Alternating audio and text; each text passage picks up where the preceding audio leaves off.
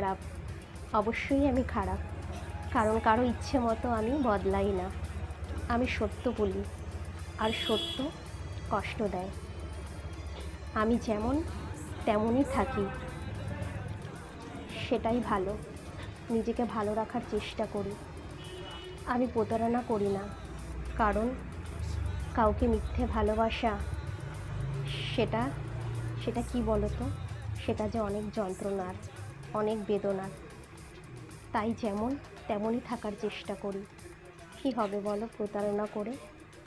কি হবে কারোর মনে আঘাত দিয়ে? প্রকৃতি বলেও তো একটা জিনিস আছে। হ্যাঁ, আমি মাঝে মাঝে ভুল করি, তবে কারোর মন ভাঙি না, কারোর হৃদয় ভাঙি না। অপেক্ষায় থাকি, হয়তো একদিন আসবে। দিন আসে না, দিন বদলায়, কিন্তু আমি বদলাই না। বিশ্বাস করো, ভালোবাসার চেয়ে ভালো আর কিছুই দেখিনি এই পৃথিবীতে। ভালোবাসার কোনো সীমানা নেই, অসীম।